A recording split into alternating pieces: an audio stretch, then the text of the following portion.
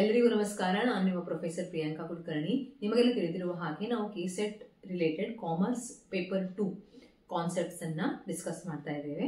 ಇದರಲ್ಲಿ business environment ಅನ್ನುವ topic ಅನ್ನು ನಾವು ಸ್ಟಾರ್ಟ್ ಮಾಡಿದ್ದೇವೆ. ಅದರಲ್ಲಿ ನಿನ್ನಿನ ಕ್ಲಾಸಲ್ಲಿ ನಾವು ಫಿಸಿಕಲ್ ಪಾಲಿಸಿಯವರೆಗೆ ಡಿಸ್ಕಸ್ ಮಾಡಿದ್ವಿ. ಬಿಸ್ನೆಸ್ ಎನ್ವಿರಾನ್ಮೆಂಟ್ ಅಲ್ಲಿ internal factors and external factors, external factor ಅಲ್ಲಿ ಇಕನಾಮಿಕ್ ಎನ್ವಿರಾನ್ಮೆಂಟ್ ಅನ್ನ ಚೂಸ್ ಮಾಡಿ ನಿಮಗೆ ಇಲ್ಲಿ ಅದರ ಮೇನ್ ಪಾಯಿಂಟ್ಸ್ ಅನ್ನ ಡಿಸ್ಕಸ್ ಮಾಡಿಸ್ತಾ ಇದ್ದೀನಿ. ಉಳಿದ ಪಾಯಿಂಟ್ಸ್ ಅನ್ನ ನೀವು ನಾನು ಹಾಕುತ್ತಿರೋ ಶೆಡ್ಯೂಲ್ ಪ್ರಕಾರ ಸ್ಟಡಿ ಮಾಡ್ತಾ ಹೋಗಬೇಕು. ಓಕೆ, ಇಲ್ಲಿ ನೋಡಿ ಮಾನಿಟರಿ ಪಾಲಿಸಿ. ನಿಮಗೆ ನಾನು ಇಲ್ಲಿನ ಕ್ಲಾಸಲ್ಲಿ ಹೇಳಿದೆ, ಫಿಸಿಕಲ್ ಪಾಲಿಸಿಯನ್ನ ಗವರ್ಮೆಂಟ್ ತನ್ನ ಫಿನಾನ್ಸ್ ಮಿನಿಸ್ಟ್ರಿ ಇಂದ ಪಬ್ಲಿಷ್ ಮಾಡುತ್ತೆ. Physical policy is nothing but budgetary policy. Budget ಅನ್ನ ಪ್ರಿಪೇರ್ ಮಾಡುವುದು, ಆದಾಯ ಮತ್ತು ಆ ಆದಾಯದ ಹಂಚಿಕೆ, ಬೇರೆ ಬೇರೆ ಕ್ಷೇತ್ರದಲ್ಲಿ ಯಾವ ರೀತಿ ಹಂಚಿಕೆ ಮಾಡಬೇಕು ಎನ್ನುವುದೇ ಫಿಸಿಕಲ್ ಪಾಲಿಸಿ. ಮಾನಿಟರಿ ಪಾಲಿಸಿಯಲ್ಲಿ ಏನ್ ಬರುತ್ತಪ್ಪ ಅಂದ್ರೆ quantity and cost of credit, ಎಷ್ಟು ಸಾಲವನ್ನ ಬ್ಯಾಂಕ್ಗಳು ಜನಸಾಮಾನ್ಯರಿಗೆ ಕೊಡಬೇಕು, ಅದರ ಕಾಸ್ಟ್ ಯಾವ ರೀತಿ ಆಗಿರಬೇಕು ಅನ್ನೋದನ್ನ ಇನ್ಫ್ಲೂಯೆನ್ಸ್ ಮಾಡೋದೇ monetary policy. Monetary policy is related to money supply and bank credits. ಅಂದ್ರೆ ಎಷ್ಟು ಸಿಸ್ಟಮ್ ಅಲ್ಲಿ, ಇಕನಾಮಿಕ್ ಸಿಸ್ಟಮ್ ಅಲ್ಲಿ ಅಂದ್ರೆ ಅರ್ಥವ್ಯವಸ್ಥೆಯಲ್ಲಿ ಎಷ್ಟು ಹಣ ಚಲಾವಣೆಯಲ್ಲಿ ಇರುತ್ತೆ, ಅದರ ಕ್ವಾಂಟಿಟಿ ಏನು, ಅದರೊಂದಿಗೆ ಬ್ಯಾಂಕ್ ಕ್ರೆಡಿಟ್ಸ್, ಬ್ಯಾಂಕ್ಸ್ ಕೊಡ್ತಾ ಇರುವಂತಹ ಕ್ರೆಡಿಟ್ಸ್ ಎಷ್ಟಿದೆ, ಓಕೆ, ಅದನ್ನ ಡಿಸೈಡ್ ಮಾಡೋದು. ಫಾರ್ ಎಕ್ಸಾಂಪಲ್, ಇವಾಗ ಬ್ಯಾಂಕ್ ಹತ್ರ 100 ರೂಪಾಯಿ ಅವೈಲೇಬಲ್ ಇದೆ ಅಂದ್ರೆ ಆ 100 ರೂಪಾಯಿಯಲ್ಲಿ ಎಷ್ಟನ್ನ ಜನಸಾಮಾನ್ಯರಿಗೆ ಅದು ಸಾಲವಾಗಿ ಕೊಡಬಹುದು ಅನ್ನೋದನ್ನ ಡಿಸೈಡ್ ಮಾಡೋದಕ್ಕೆ RBI, government RBI through monetary ಪಾಲಿಸಿಯನ್ನ ಫ್ರೇಮ್ ಮಾಡಿರುತ್ತೆ. ಅದು ಹೇಗೆ ಸಾಧ್ಯ ಮೇಡಮ್ ಅಂತ ಅದನ್ನ ನಾನು ನಿಮಗೆ ಟೂಲ್ಸ್ ಅಲ್ಲಿ ಹೇಳ್ತೀನಿ, ಅದನ್ನ ಯಾವ ರೀತಿ ಮಾಡುತ್ತೆ RBI. ಓಕೆ, ನಾವು ಇಲ್ಲಿ ಟೂಲ್ಸ್ ಆಫ್ ಮಾನಿಟರಿ ಪಾಲಿಸಿ ಅಂದ್ರೆ ಒಂದು ಅರ್ಥವ್ಯವಸ್ಥೆಯಲ್ಲಿ ಹಣದ ಸಪ್ಲೈ ಅಂದ್ರೆ ಹರಿವು ಮತ್ತೆ ಕ್ರೆಡಿಟ್, ಬ್ಯಾಂಕ್ಗಳು ಕೊಡುತ್ತಿರುವಂತಹ ಸಾಲದ ಪ್ರಮಾಣವನ್ನ ನಾವು ಕಂಟ್ರೋಲ್ ಮಾಡ್ಬೇಕಂದ್ರೆ ಅದನ್ನ RBI, central bank of India, ಯಾವ ರೀತಿಯಾಗಿ ಮಾಡುತ್ತೆ ಅನ್ನೋದನ್ನ ನಾವಿಲ್ಲಿ ನೋಡ್ತೀವಿ. ಟೂಲ್ಸ್, ಯಾವ ಟೂಲ್ಸ್ ಅನ್ನ ಯೂಸ್ ಮಾಡುತ್ತೆ? ಫಸ್ಟ್ ಒನ್ ಈಸ್ ಕ್ವಾಂಟಿಟೇಟಿವ್ ಮತ್ತೆ ಸೆಕೆಂಡ್ ಒನ್ ಈಸ್ ಕ್ವಾಲಿಟೇಟಿವ್. ಅಂದ್ರೆ ಕ್ವಾಂಟಿಟೇಟಿವ್ ಅಲ್ಲಿ ಕಾಸ್ಟ್ ಮತ್ತೆ ಕ್ವಾಂಟಿಟಿ ಆಫ್ ಕ್ರೆಡಿಟ್. ಕ್ರೆಡಿಟಿನ ಕಾಸ್ಟ್ ಅಂದ್ರೆ ಏನು ಹೇಳಿ? Interest rate. ಅದೇ ರೀತಿ ಕ್ವಾಂಟಿಟಿ ಆಫ್ ಕ್ರೆಡಿಟ್ ಅಂದ್ರೆ 100 ರೂಪಾಯಿ ಅವೈಲೇಬಲ್ ಇದ್ರೆ ಬ್ಯಾಂಕ್ ಹತ್ರ ಎಷ್ಟನ್ನ ಅದು ಸಾಲವಾಗಿ ಕೊಡಬಹುದು ಅನ್ನೋದನ್ನ ಡಿಸೈಡ್ ಮಾಡೋದು ರಿಸರ್ವ್ ಬ್ಯಾಂಕ್ ಆಫ್ ಇಂಡಿಯಾ. ಹೇಗೆ ಡಿಸೈಡ್ ಮಾಡುತ್ತೆ ಮೇಡಮ್ ಅದನ್ನ ನಾನು ನಿಮ್ಗೆ ಹೇಳ್ತಾ ಇದ್ದೀನಿ ನೋಡಿ. ಫಸ್ಟ್ ಒನ್ ಟೂಲ್ ಏನು? Open market operations. Second one bank rates. Third one cash reserve ratio, ಇದು statutory liquidity ratio, repo rates and reverse repo rates. ಈ ಎಲ್ಲ ಮಾರ್ಗಗಳಿಂದ ಅದು ಕ್ರೆಡಿಟ್ ಅನ್ನ ಕಂಟ್ರೋಲ್ ಮಾಡ್ತಾ ಇರುತ್ತೆ, ಸಪ್ಲೈ ಮತ್ತೆ ಕಾಸ್ಟ್ ಅನ್ನ. Okay, first one is open market operations. ನೋಡಿ, ಓಪನ್ ಮಾರ್ಕೆಟ್ ಆಪರೇಷನ್ ಅಂದ್ರೆ ಏನು? ಇವಾಗ ಗವರ್ಮೆಂಟ್ ಕೆಲವೊಂದು ಸೆಕ್ಯೂರಿಟೀಸ್ ಅನ್ನ ಮತ್ತೆ ತನ್ನ ಅಸೆಟ್ಸ್ ಅನ್ನ ಸೆಲ್ ಮಾಡ್ತಾ ಇರುತ್ತೆ, ಹೌದಾ? ಗವರ್ಮೆಂಟಿನ ಬಾಂಡ್ಸ್ ಇರ್ಬೋದು, ಗವರ್ಮೆಂಟಿನ ಟ್ರೆಜರಿ ಬಿಲ್ಸ್ ಇರ್ಬೋದು. ಆ ಟ್ರೆಜರಿ ಬಿಲ್ಸ್ ಮತ್ತೆ ಬಾಂಡ್ಸ್ ಅಲ್ಲಿ ಯಾರು ಇನ್ವೆಸ್ಟ್ ಮಾಡ್ತಾರೆ? ಈ ಶೆಡ್ಯೂಲ್ಡ್ ಬ್ಯಾಂಕ್ಸ್ ಅಥವಾ ಕಮರ್ಷಿಯಲ್ ಬ್ಯಾಂಕ್ಸ್ ಏನಿರುತ್ತೆ ಅವರು ಇನ್ವೆಸ್ಟ್ ಮಾಡ್ತಾ ಇರ್ತಾರೆ, ಸರಿನಾ? ಇವಾಗ ನಾನು ಒಂದು ಕಮರ್ಷಿಯಲ್ ಬ್ಯಾಂಕ್ ಇದ್ದೀನಿ ಅಂತ ಅನ್ಕೊಳ್ಳಿ. Okay, I am running a commercial bank. ನನ್ನದೊಂದು ಕಮರ್ಷಿಯಲ್ ಬ್ಯಾಂಕ್ ಇದೆ. ಕಮರ್ಷಿಯಲ್ ಬ್ಯಾಂಕ್ ಒಬ್ಬ ವ್ಯಕ್ತಿದಿರೋದಿಲ್ಲ, ಜಸ್ಟ್ ಎಕ್ಸಾಂಪಲ್. ಓಕೆ, ಕಮರ್ಷಿಯಲ್ ಬ್ಯಾಂಕ್ನವರು ಒಂದು ಟ್ರೆಜರಿ ಬಿಲ್ ಅನ್ನ ಯಾರಿಂದ ಪರ್ಚೇಸ್ ಮಾಡಿದ್ದಾರೆ? ಗವರ್ಮೆಂಟ್ ಇಂದ ಪರ್ಚೇಸ್ ಮಾಡಿದ್ದಾರೆ. ಅರ್ಥ ಆಯ್ತಾ? ಇವಾಗ ಅದನ್ನ ಓಪನ್ ಮಾರ್ಕೆಟ್ ಅಲ್ಲಿ ಪರ್ಚೇಸ್ ಅಥವಾ ಸೆಲ್ ಮಾಡೋದಕ್ಕೆ, ಇಲ್ಲಿ ಪರ್ಚೇಸಿಂಗ್ ಆರ್ ಸೆಲ್ಲಿಂಗ್, ಅರ್ಥ ಆಗ್ತಾ ಇದೆಯಾ? Purchasing or selling of government securities and treasury bills. ಗವರ್ಮೆಂಟಿನ ಸೆಕ್ಯೂರಿಟೀಸ್ ಅನ್ನ ಮತ್ತು ಟ್ರೆಜರಿ ಬಿಲ್ಸ್ ಅನ್ನ ಪರ್ಚೇಸ್ ಮತ್ತೆ ಸೆಲ್ ಮಾಡುವುದಕ್ಕೆ ಏನಂತ ಕರೀತಾರೆ? ಓಪನ್ ಮಾರ್ಕೆಟ್ ಆಪರೇಷನ್ಸ್ ಅಂತ ಕರೀತಾರೆ. ಇದರಿಂದ ಯಾವ ರೀತಿ ಕ್ರೆಡಿಟ್ ಕಂಟ್ರೋಲ್ ಆಗುತ್ತೆ? ಫಾರ್ ಎಕ್ಸಾಂಪಲ್, ಇವಾಗ ಒಂದು ಶೆಡ್ಯೂಲ್ಡ್ ಬ್ಯಾಂಕ್ ಇದೆ, ಒಂದು ಯಾವುದೋ ಬ್ಯಾಂಕ್ ಇದೆ ಅನ್ಕೊಳ್ಳಿ, ಕೆನರಾ ಬ್ಯಾಂಕ್. ಕೆನರಾ ಬ್ಯಾಂಕು ಗವರ್ಮೆಂಟಿನ ಸೆಕ್ಯೂರಿಟೀಸ್ ಅಲ್ಲಿ ಇನ್ವೆಸ್ಟ್ ಮಾಡಿದೆ. ಈಗ ಅದನ್ನ ಸೆಲ್ ಮಾಡಿದಾಗ, ಸೆಲ್ ಮಾಡುತ್ತೆ ಅನ್ಕೊಳ್ಳಿ, ಕೆನರಾ ಬ್ಯಾಂಕ್ ಈಗ ಸೆಲ್ ಮಾಡ್ತಾ ಇದೆ. ಸೆಲ್ ಮಾಡಿದಾಗ ಏನಾಗುತ್ತೆ ಅಂದ್ರೆ ಅದರ ಹತ್ರ ಹಣ ಬರುತ್ತೆ, ಸೆಕ್ಯೂರಿಟೀಸ್ ಸೆಲ್ ಆಯ್ತು, ಹಣ ಬಂತು. ಆ ಹಣವನ್ನ ಅದು ಏನ್ ಮಾಡಬಹುದು? ಜನಸಾಮಾನ್ಯರಿಗೆ ಸಾಲವಾಗಿ ಕೊಡಬಹುದು. ಈಗ ಮನಿ ಸಪ್ಲೈ ಹೆಚ್ಚಾಯ್ತು ಇಕನಾಮಿಯಲ್ಲಿ.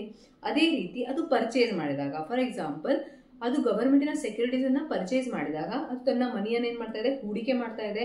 ಅದರ ಹತ್ರ 100 ರೂಪಾಯಿಲಿ 20 ರೂಪಾಯಿನ ಹೂಡಿಕೆ ಮಾಡಿದ್ರೆ ಈಗ 80 ರೂಪಾಯಿ ಮಾತ್ರ ಜನಸಾಮಾನ್ಯರಿಗೆ ಸಾಲ ಕೊಡೋಕೆ ಅದರ ಹತ್ರ ಉಳಿಯುತ್ತೆ. ಯಾವಾಗ ಸರ್ಕಾರಕ್ಕೆ ಮನಿ ಸಪ್ಲೈಯನ್ನ ಕಡಿಮೆ ಮಾಡಬೇಕು ಅನ್ಸುತ್ತೋ, ಕಡಿಮೆ ಮಾಡಬೇಕು ಅನಿಸಿದಾಗ ಅದು ಸೆಲ್ ಮಾಡುತ್ತೆ ಸೆಕ್ಯೂರಿಟೀಸ್ ಅನ್ನ RBI ಥ್ರೂ.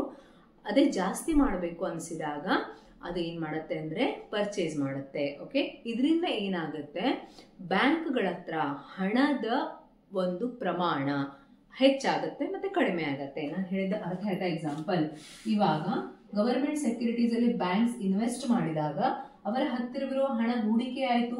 100 ರೂಪಾಯಿಯಲ್ಲಿ ಅವರು 20 ರೂಪಾಯಿನ ಹೂಡಿಕೆ ಮಾಡಿದ್ರೆ ಗವರ್ಮೆಂಟ್ ಸೆಕ್ಯೂರಿಟೀಸ್ ಅಲ್ಲಿ 80 ರೂಪಾಯಿ ಅವರ ಹತ್ರ ಉಳಿಯುತ್ತೆ. ಇದನ್ನ ಮಾತ್ರ ಅವರು ಸಾಲವನ್ನು ಕೊಡಬಹುದು. ಅದರಿಂದ ಏನಾಗುತ್ತೆ ಅಂದ್ರೆ ಮನಿ ಸಪ್ಲೈ ಕಡಿಮೆ ಆಯ್ತು. ಹೂಡಿಕೆ ಮಾಡಿದ್ರು, ಇಲ್ಲಿ ಸೆಲ್ಲಿಂಗ್, ಗವರ್ಮೆಂಟ್ ಏನ್ ಮಾಡ್ತಾ ಇದೆ, ಸೆಕ್ಯೂರಿಟೀಸ್ ಅನ್ನ ಸೆಲ್ ಮಾಡ್ತಾ ಇದೆ. ಅದೇ ರೀತಿ ಗವರ್ಮೆಂಟ್ ಪರ್ಚೇಸ್ ಮಾಡಿದಾಗ ಈ ಸೆಕ್ಯೂರಿಟೀಸ್ ಅನ್ನ ಬೈಬ್ಯಾಕ್ ಮಾಡಿದಾಗ ಏನಾಗುತ್ತೆ ಹೇಳಿ, ಬೈಬ್ಯಾಕ್ ಮಾಡಿದಾಗ ಇವ್ರ ಹತ್ರ ಹಣ ಮರಳಿ ಬರುತ್ತೆ. ಈ 20 ರೂಪೀಸ್ ಅನ್ನು ಕೂಡ ಅವರು ಸಾಲವಾಗಿ ಕೊಡಬಹುದು. ಯಾರು ಕೊಡಬಹುದು? ಬ್ಯಾಂಕ್ನವರು ಜನಸಾಮಾನ್ಯರಿಗೆ ಕೊಡಬಹುದು. ಇದನ್ನ ಏನಂತ ಕರೀತಾರೆ, ಓಪನ್ ಮಾರ್ಕೆಟ್ ಆಪರೇಷನ್ಸ್. ಅರ್ಥ ಏನು? Purchasing and selling of government securities in open market. Understood? Next one is bank rates. Bank rates ಅಂದ್ರೆ ಏನು? ರೇಟ್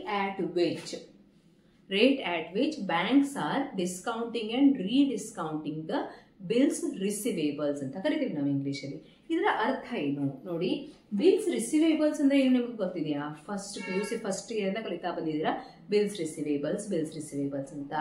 ಅಂದ್ರೆ ನೀವು ಒಬ್ಬ ಬಿಸ್ನೆಸ್ ಮ್ಯಾನ್, ನೀವು ಕೆಲವೊಂದು ಪ್ರಾಡಕ್ಟ್ಸ್ ಅನ್ನ ಆನ್ ಕ್ರೆಡಿಟ್ ಸೆಲ್ ಮಾಡ್ತಾ ಇದ್ದೀರಾ. ಕ್ಯಾಶ್ ಅಲ್ಲಿ ಅಲ್ಲ, ಕ್ರೆಡಿಟ್ ಅಲ್ಲಿ. ಅಂದ್ರೆ ನಾವೇನ್ ಮಾಡ್ತಾ ಇದ್ದೀವಿ, ಉದ್ರೆ ಅದನ್ನ ಮುಂದೆ ಅವರು ನಮಗೆ ಪೇ ಮಾಡ್ತಾರೆ. ನಾನು ಇವತ್ತು 1 ಲಕ್ಷದ ಪ್ರಾಡಕ್ಟ್ಸ್ ಅನ್ನ ಸೆಲ್ ಮಾಡ್ತಾ ಇದ್ದೀನಿ. 1 ವರ್ಷದ ನಂತರ ನನಗೆ ಆ 1 ಲಕ್ಷ ರೂಪಾಯಿ ಏನಾಗ್ತಾ ಇದೆ, ಪೇಮೆಂಟ್ ಆಗ್ತಾ ಇದೆ ಅನ್ಕೊಳ್ಳಿ. ಆ ಒಂದು ಇದಕ್ಕೆ ನಾವೇನಂತೀವಿ, ಡಾಕ್ಯುಮೆಂಟ್ಗೆ ಬಿಲ್ಸ್ ರಿಸಿವೇಬಲ್ಸ್. ಇವಾಗ ನೀವೇನು ಸೆಲ್ ಮಾಡಿದೀರಾ ಪ್ರಾಡಕ್ಟ್ಸ್ ಅನ್ನ as a business person, 1 lakh ರೂಪಾಯಿ 1 ವರ್ಷದ ನಂತರ ನಿಮಗೆ ಬರೋದಿದೆ ಅಂತ ಕಾಂಟ್ರಾಕ್ಟ್ ಆಗಿದೆ. ಬಟ್ ನಿಮಗೆ ಇವಾಗ ಹಣದ ಒಂದು ಅವಶ್ಯಕತೆ ಇದ್ರೆ ನೀವು ಬ್ಯಾಂಕ್ ಇಂದ ಅದನ್ನ ಏನ್ ಮಾಡ್ತೀರಾ, ಬಿಲ್ಸ್ ಡಿಸ್ಕೌಂಟಿಂಗ್ ಮಾಡಿಸ್ಕೊಳ್ತೀರಾ. ಬಿಲ್ಸ್ ಅನ್ನ ನೀವೇನ್ ಮಾಡ್ಕೊಳ್ತೀರಾ, ಬ್ಯಾಂಕ್ ಅಲ್ಲಿ ಅದನ್ನ ಡಿಪಾಸಿಟ್ ಮಾಡಿ ಬ್ಯಾಂಕ್ ನಿಂದ ದುಡ್ಡು ತಗೊಳ್ಬಹುದು. ಆದರೆ ಅದಕ್ಕೆ ಏನ್ ಮಾಡ್ತಾರೆ ಅಂದ್ರೆ ಚಾರ್ಜಸ್ ಅನ್ನ ಬ್ಯಾಂಕ್ನವರು ಅಪ್ಲೈ ಮಾಡ್ತಾರೆ. ಫಾರ್ ಎಕ್ಸಾಂಪಲ್, ನೀವು ಬಿಲ್ಸ್ ರಿಸಿವೇಬಲ್ ಅನ್ನ ಯಾವುದೋ ಒಂದು ಬ್ಯಾಂಕ್ ಅಲ್ಲಿ XYZ ಬ್ಯಾಂಕ್ ಅಲ್ಲಿ ನೀವು ಡಿಪಾಸಿಟ್ ಮಾಡಿ ದುಡ್ಡು ತಗೊಳ್ತಾ ಇದ್ದೀರಾ. ಅಲ್ಲಿ 10% ಏನಿರಬಹುದು, ಅವ್ರದ್ದು ಡಿಸ್ಕೌಂಟಿಂಗ್ ರೇಟ್ಸ್ ಇರಬಹುದು. ಅದನ್ನ ಬಿಲ್ಸ್ ಡಿಸ್ಕೌಂಟಿಂಗ್ ಅಂತ ನಾವು ಕರಿತೀವಿ. ಅರ್ಥ ಆಯ್ತಾ? ಈ ಒಂದು ಬಿಲ್ಸ್ ಡಿಸ್ಕೌಂಟಿಂಗಿಗಾಗಿ ಇರುವಂತಹ ಬ್ಯಾಂಕ್ ರೇಟ್ಸ್ ಅನ್ನ RBI ಡಿಸೈಡ್ ಮಾಡುತ್ತೆ. ಅಂದ್ರೆ ಇದು 10%, 5%, ಎಷ್ಟು ಪರ್ಸೆಂಟ್ ಇರ್ಬೇಕಪ್ಪ ಅನ್ನೋದನ್ನ ಯಾರು ಡಿಸೈಡ್ ಮಾಡ್ತಾರೆ ಹೇಳಿ, RBI ಡಿಸೈಡ್ ಮಾಡುತ್ತೆ. ಅರ್ಥ ಆಯ್ತಾ? ಬಿಲ್ಸ್ ರಿಸಿವೇಬಲ್ಸ್ ಅನ್ನ ಡಿಸ್ಕೌಂಟ್.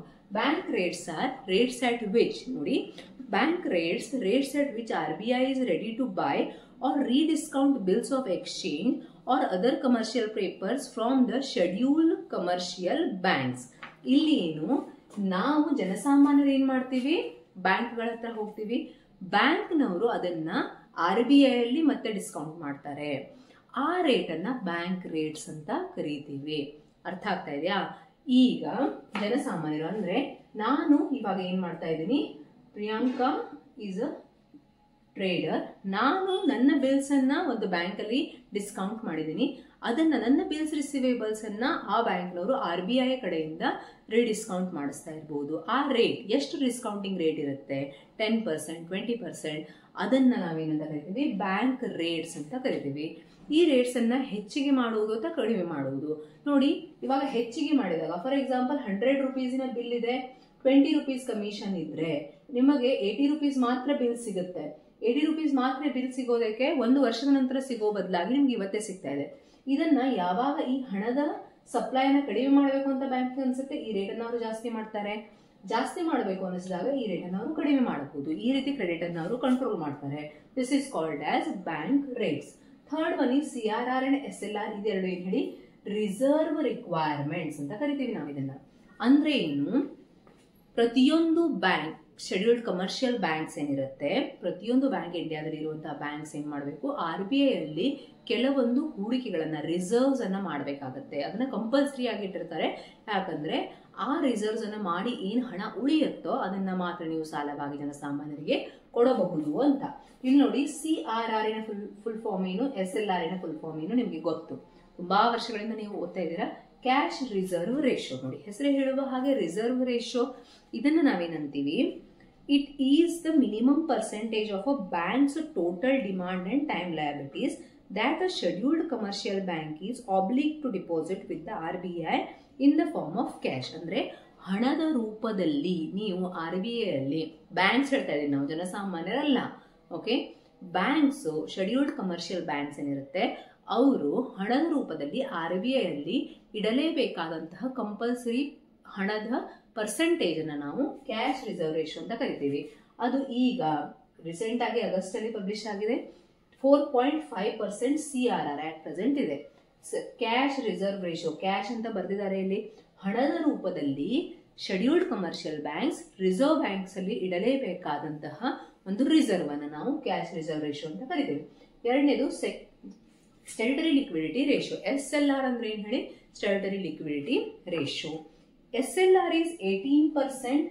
ಇದೇನಪ್ಪಾ ಅಂದ್ರೆ in the form of cash, gold, SLR securities, treasury bills, government bonds, other instruments notified by the RBI in the form of cash, keeps with itself ಅಂತ ನೋಡಿ. ಇಲ್ಲಿ ಇದು with RBI, ಇದು keeps with itself ಅಂತ.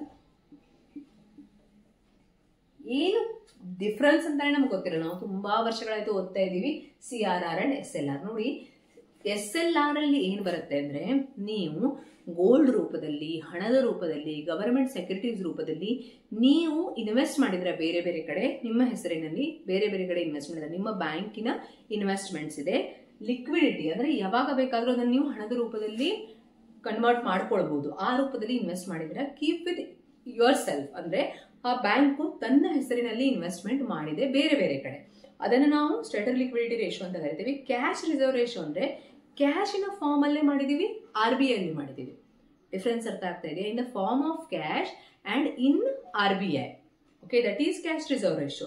This is statutory liquidity ratio is in the form of money, gold, in the form of cash, gold, or treasury bills, government bonds, other instruments notified by RBI. RBI ಇಂದ approve ಆಗಿರುವಂತಹ ಒಂದು securities ಅಲ್ಲಿ ಅದು permission ಕೊಟ್ಟಿರುವಂತದ್ರಲ್ಲೇ ಮಾಡಬೇಕು.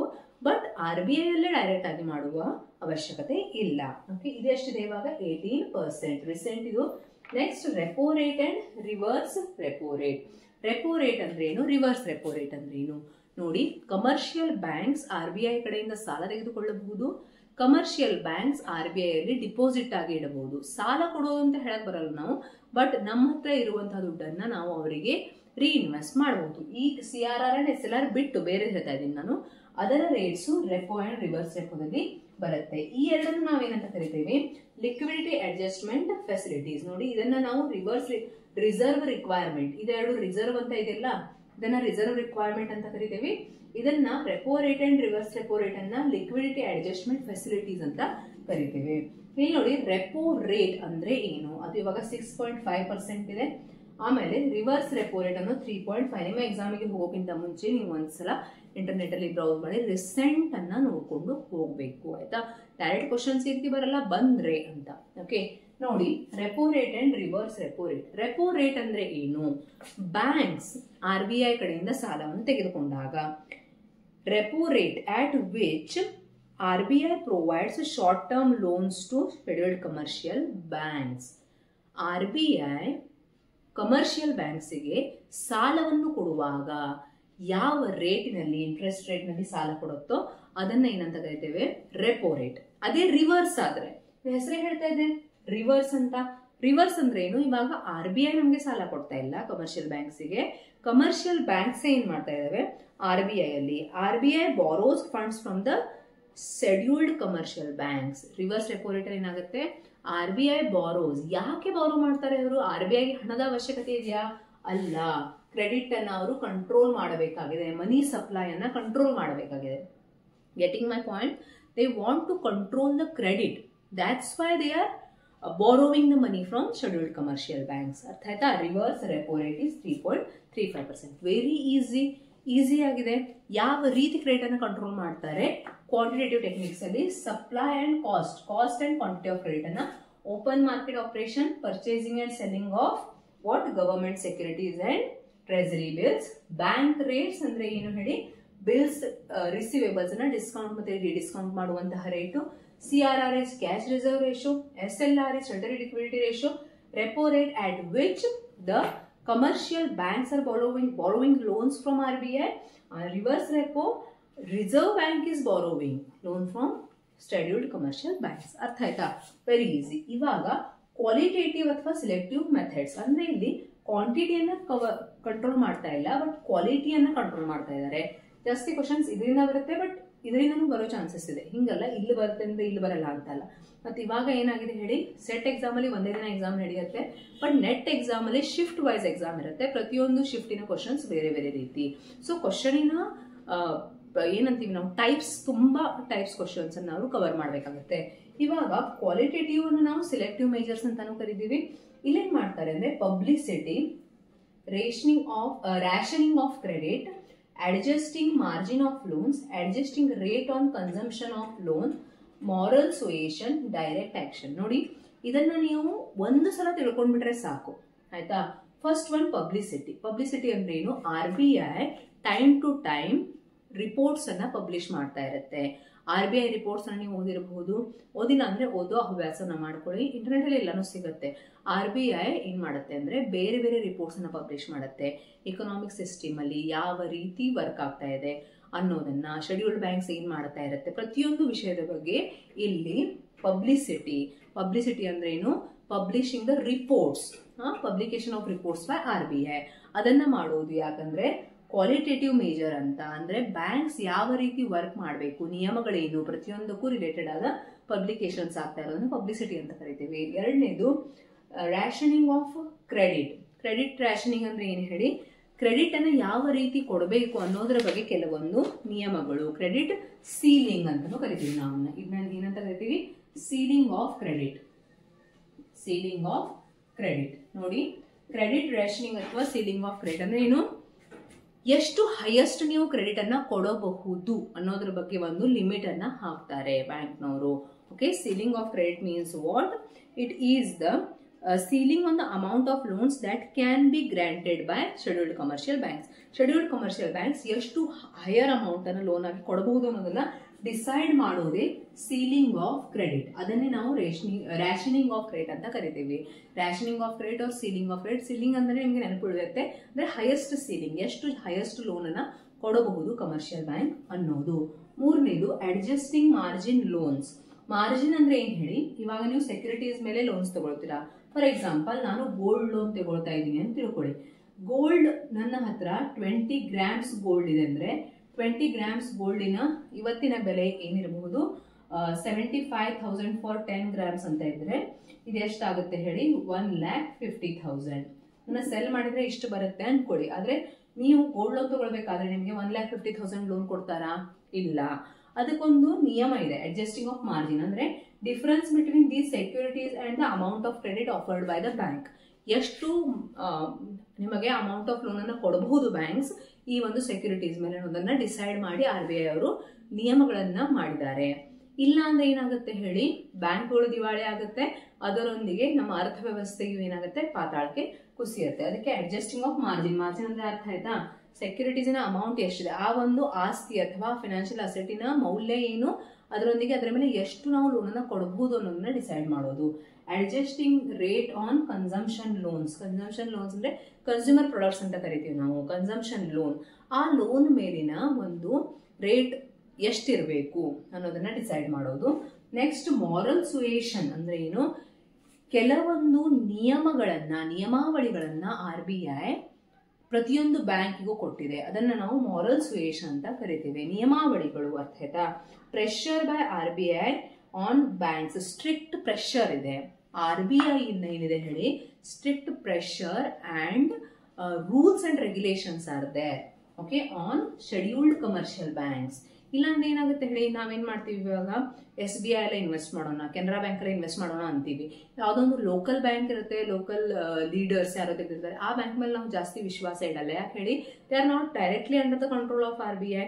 ಅಲ್ಲಿ ಏನೋ ಆಗಬಹುದು, we cannot question them, ನಾವು ಕ್ವಶನ್ ಮಾಡಕ್ ಸಾಧ್ಯ ಇಲ್ಲ. ಯಾಕಂದ್ರೆ ಅಲ್ಲಿ ಮಾರಲ್ ಸುಯೇಷನ್ ಇಲ್ಲ, ಸ್ಟ್ರಿಕ್ಟ್ ಲಾಸ್ ಇಂಪ್ಲಿಮೆಂಟೆಡ್ ಬೈ ಯಾರು, ರಿಸರ್ವ್ ಬ್ಯಾಂಕ್ ಆಫ್ ಇಂಡಿಯಾ ಇಲ್ಲ. ಇದಕ್ಕೇನಂತೀವಿ ನಾವು pressure. Moral suasion means pressure and strict rules by RBI. Next direct action. ಇಲ್ಲೇನೋ ಮಾರಲ್ ರೂಲ್ಸ್ ಅಂಡ್ ರೆಗ್ಯುಲೇಷನ್ಸ್ ಅನ್ನ ಹೇಳಿದ್ರು, ಇದನ್ನ ಫಾಲೋ ಮಾಡಲಿಲ್ಲ ಅಂದ್ರೆ RBI ಏನಿದೆ ಹೇಳಿ, ಹಕ್ಕು ಇದೆ ಡೈರೆಕ್ಟ್ ಆಕ್ಷನ್ ತಗೊಳ್ಳೋದಕ್ಕೆ. They can interfere in scheduled commercial banks affairs. Scheduled commercial ಬ್ಯಾಂಕಿನ ಯಾವುದೇ ರೀತಿ ಕೆಲಸದಲ್ಲಿ ಅವರು ಡೈರೆಕ್ಟ್ ಆಕ್ಷನ್ ತಗೊಳ್ಬಹುದು. ಹಾಗಾದ್ರೆ ಮೇಡಮ್ ಡೈರೆಕ್ಟ್ ಆಕ್ಷನ್ ಅಂದ್ರೆ ಏನ್ ತಗೊಳ್ತಾರೆ ಅವರು? Refusing to rediscount the bills. ಇಲ್ಲಿ ನಾನೇನಂದ್ರೆ ನಿಮ್ಗೆ ಬಿಲ್ಸ್ ಅನ್ನ ಅವರು RBI ಹತ್ರ ರೀಡಿಸ್ಕೌಂಟ್ ಮಾಡ್ಕೊಳ್ತಾರೆ ಅಂತ ಹೇಳಿದೆ, ಅದನ್ನ ಅವರು ರೆಫ್ಯೂಸ್ ಮಾಡ್ಬಿಡ್ತಾರೆ. No, we are not ready to rediscount your bills. Or penal interest, ಇಲ್ಲಿ ಪೆನಲ್ಟಿಯನ್ನ ಹಾಕಬಹುದು. ಓಕೆ, ಡೈರೆಕ್ಟ್ ಆಕ್ಷನ್ ಏನ್ ಬರುತ್ತೆ ಹೇಳಿ, refusing discounting and rediscounting of bills or ಪೆನಲ್ಟಿಯನ್ನ ಹಾಕಬಹುದು. ಇಂಟ್ರೆಸ್ಟ್ ರೇಟ್ಸ್ ಅನ್ನ ಜಾಸ್ತಿ ಮಾಡಬಹುದು. They can do anything, they can take measures. ಅದಕ್ಕೆ ನಾವು ಡೈರೆಕ್ಟ್ ಆಕ್ಷನ್ಸ್ ಅಂತ ಕರಿತೀವಿ. ಯಾವ್ಯಾವ್ದು ಅಂತ ನೋಡಿ, ಇಲ್ಲಿ ಪಬ್ಲಿಸಿಟಿ ಅಂದ್ರೆ publishing the reports on various economic matters. Second one rationing of credit or ceiling of credit. Highest ಎಷ್ಟು ಕ್ರೆಡಿಟ್ ಕೊಡಬಹುದು ಅನ್ನೋದನ್ನ ಡಿಸೈಡ್ ಮಾಡ್ತಾರೆ. ಅಡ್ಜಸ್ಟಿಂಗ್ ಮಾರ್ಜಿನ್ ಆಫ್ ಲೋನ್, ಯಾವುದೋ ಒಂದು ಗೋಲ್ಡ್ ಅಥವಾ ಯಾವುದೋ ಒಂದು ಸೆಕ್ಯೂರಿಟೀಸ್ ಮೇಲೆ ಲೋನ್ ಕೊಡ್ತಾ ಇರಬೇಕಾದ್ರೆ ಅದರ ಅಮೌಂಟ್ ಎಷ್ಟಿರುತ್ತೆ ಅಷ್ಟು ಪೂರ್ತಿ ಲೋನ್ ನಿಮಗೆ ಸಿಗಲ್ಲ, ಯಾಕಂದ್ರೆ ಅದಕ್ಕೆ ಸೀಲಿಂಗ್ ಇರುತ್ತೆ. Adjusting rate on consumption loan, consumer loan, consumption loan ಮೇಲೆ ಎಷ್ಟು ರೇಟ್ ಆಫ್ ಇಂಟ್ರೆಸ್ಟ್ ಇರಬೇಕು. ಮಾರಲ್ ಸುಯೇಷನ್ ಅಂದ್ರೆ strict rules and regulations pressure by RBI. Then direct action means if they are not adhere to their rules, ಅವರು rules ಅನ್ನ follow ಮಾಡ್ತಾ ಇಲ್ಲ ಅಂದ್ರೆ RBI can directly influence and interfere in the affairs of scheduled commercial banks. Okay, this is all about monetary policy. Thank you so much. We'll meet in next class. ಧನ್ಯವಾದಗಳು. ಮುಂದಿನ ತರಗತಿಯಲ್ಲಿ ಮತ್ತೆ ಭೇಟಿಯಾಗೋಣ.